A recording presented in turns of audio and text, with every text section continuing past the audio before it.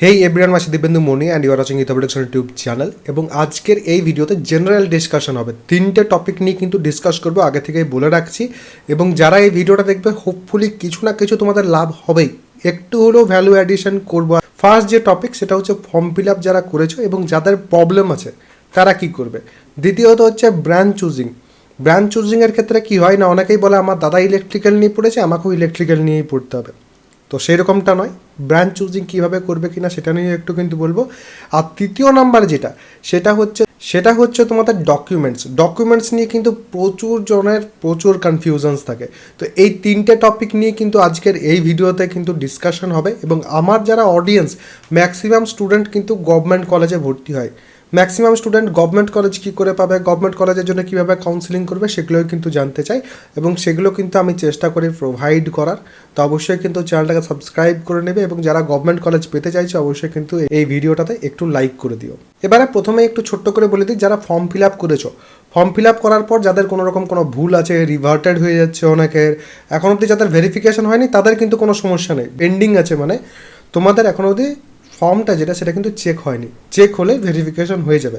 যাদের ভুল আছে তারা কিন্তু তোমাদের স্টেট কাউন্সিলে একটা হেল্প ডেস্কের দেখবে নাম্বার দেওয়া থাকে, অফিসিয়াল যে ওয়েবসাইট তার নিচেই, বা মেল আইডি দেওয়া আছে, সেখানে মেল করবে এবং ফোন করে কিন্তু কথা বলার চেষ্টা করবে। অনেক স্টুডেন্টই আছে যারা কিন্তু সেখানে ভিজিট করছে, পসিবল যদি হয় কারিগরি ভবন কিন্তু ভিজিট করতে পারো, সেক্ষেত্রে কিন্তু তাড়াতাড়ির মধ্যে সমস্যার সমাধান হয়ে যাচ্ছে। একদম লাস্ট মোমেন্টে যেহেতু আমরা আছি তার জন্য কিন্তু আমি তোমাদের বলছি, এগুলোই কিন্তু রাস্তা। তোমাদের যদি কোনো রকম কোনো সমস্যা হয়ে থাকে ফর্ম ফিল আপের ক্ষেত্রে, সেক্ষেত্রে সেটা শুধরানোর।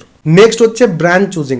ব্রাঞ্চ চুজিংয়ের ক্ষেত্রে তোমাদের কিন্তু কয়েকটা কথা মাথায় রাখতে হবে। প্রথম হচ্ছে নিজের যেটা পছন্দ সেই ব্রাঞ্চেই পড়ার চেষ্টা করো।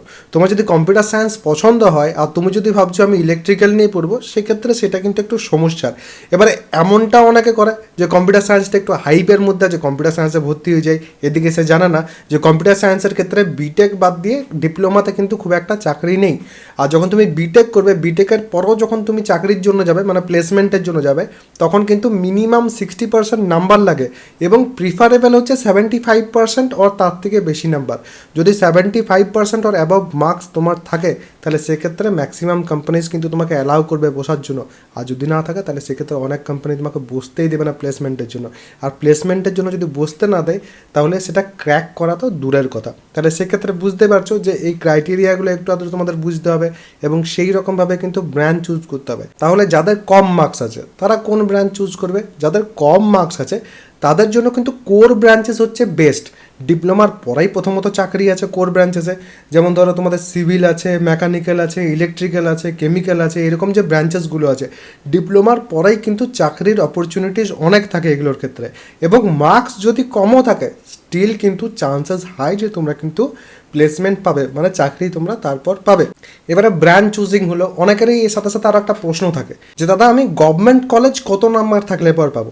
লাস্ট বছর যদি তোমরা দেখো তাহলে সেক্ষেত্রে 35%ও যাদের নাম্বার ছিল, প্রপারলি যারা কাউন্সিলিং করেছে, আমার কাউন্সিলিং হেল্পের কোর্সে প্রচুর স্টুডেন্ট থাকে, তো সেই কারণেই আমি কিন্তু ব্যাপারগুলো বলতে পারি।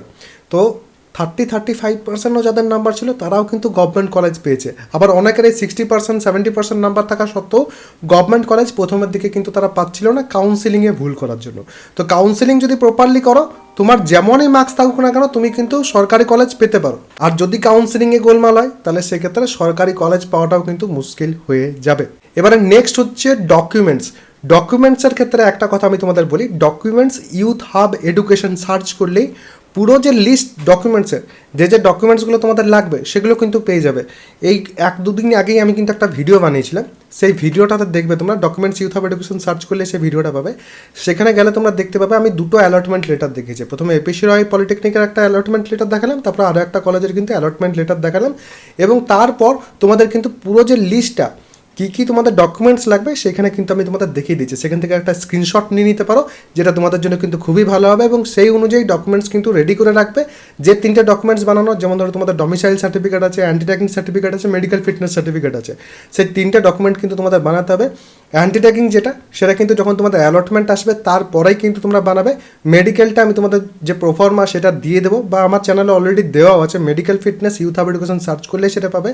ডমিসাইলের ক্ষেত্রেও প্রোফর্মা কোথায় কী করতে হবে কিনা সব কিছু দেওয়া আছে, domicile youth hub education search করলেই সেটাও কিন্তু তোমরা পেয়ে যাবে। তো অবশ্যই যারা চাইছো তারা কিন্তু সেগুলো সার্চ করে একটু দেখে নিতে পারো, এবং সেই অনুযায়ী কিন্তু তোমরা তোমাদের যে সার্টিফিকেট এটসেট্রা সব কিছু কিন্তু বানিয়ে নেবে। এবার তার সাথে আরও একটা জিনিস আমি অ্যাড করছি এখানে, কাউন্সিলিংয়ে কিন্তু প্রচুর স্টুডেন্টের ভুল হয়। কাউন্সিলিংয়ে প্রচুর স্টুডেন্ট প্রত্যেক বছর ভুল করে, নিজের যে মার্কস আছে, নিজের যে র্যাঙ্ক আসবে সেটাকে প্রপার ইউটিলাইজ করতে পারে না। কাউন্সিলিংটা একটু ভালো করে শিখবে। কাউন্সিলিং আশেপাশে যদি কেউ ভালো করে শিখে থাকে তাহলে সেক্ষেত্রে তার কাছেও কিন্তু যে পরে শিখে নিতে পারো, করে নিতে পারো। আর তার সাথে সাথে যদি নিজেরা শিখতে চাইছো, কারণ না শিখলে পরে তো বুঝতে পারবে না যে কাউন্সিলিংটা যদি কাউকে দিয়ে করাচ্ছ সে ঠিক করছে না ভুল করছে, সেটা বুঝবে কী করে যদি নিজে না জানো। তো সেই কারণেই বলছি কাউন্সিলিং শেখাতে গেলে কাউন্সিলিং হেল্পের যে কোর্স সেখানে কিন্তু তোমরা জয়েন করতে পারো। ভিডিওর নিচে দেখবে ডেসক্রিপশন পিন কমেন্ট দু জায়গাতে কিন্তু আমার অ্যাপের যে লিঙ্ক সেটা কিন্তু দেওয়ার আছে, সেখান থেকে অ্যাপটাকে ইনস্টল করতে হবে। দেন কোর্সেসের সেকশনে যাবে, সেখানে যে এবার কাউন্সিলিং হেল্পের যে কোর্স আছে সেখানে যাবে, সেখানে যে ওয়ান টাইম পেমেন্ট করলেই কাউন্সিলিং হেল্পের যে কোর্স সেখানে কিন্তু তোমরা জয়েন হয়ে যেতে পারবে। কাউন্সিলিং হেল্পের কোর্সে জয়েন হওয়ার পর কাউন্সিলিংয়ের A to Z এভরিথিং কিন্তু সেখানে আমি কভার করি, সেখান থেকে কিন্তু তোমরা শিখে যেতে পারবে। সেখান থেকে বুঝতে পারবে কী করে কাউন্সিলিং করলে প্রপারলি গভর্নমেন্ট কলেজ পাবে, কীভাবে কাউন্সিলিং করলে তোমরা তোমার যে র্যাঙ্ক আছে সেই র্যাঙ্ক ওয়াইজ বেস্ট পসিবল যে গভর্নমেন্ট কলেজ সেটা কী করে পাবে। তো এগুলো যদি শেখার থাকে কাউন্সিলিং হেল্পের কোর্সে জয়েন হতে পারো। বাকি তো তোমাদের আমি বললামই সব কিছু। হোপফুলি যদি ভিডিওটা ভালো লেগে থাকে একটু বন্ধুবান্ধব যারা আছে তাদের সাথেও শেয়ার করে দেবে। যারা এখনও অবধি ভিডিওটা দেখছো একটু কিন্তু কমেন্ট করবে যে দাদা আমি এখনও অবধি দেখছিলাম, আমি দেখতে চাই যে কতজন কমেন্ট করছে, সেক্ষেত্রে বুঝতে পারবো যে লাস্ট অবধি কতজন ভিডিওটা দেখছিল। আর যদি কোনো রকম কোনো প্রশ্ন থাকে কমেন্ট সেকশনে অবশ্যই কিন্তু জানাবে, চেষ্টা করবো সেই রিলেটেড ভিডিও এনে দেওয়ার, বা যদি রিপ্লাই করার মতো হয় তাহলে সেক্ষেত্রে সেখানে কিন্তু রিপ্লাই করে দেবো। কারণ অনেক কমেন্ট থাকে যেগুলো আমার মনে হয় রিপ্লাই করে আমি অ্যান্সার করতে পারবো না, সেই ক্ষেত্রে ভিডিও বানানোটা জরুরি। তো সেক্ষেত্রে ভিডিও এনে দেওয়ার চেষ্টা করি। সবাই ভালো থাকবে, সুস্থ থাকবে এবং আমার সাথে থাকবে।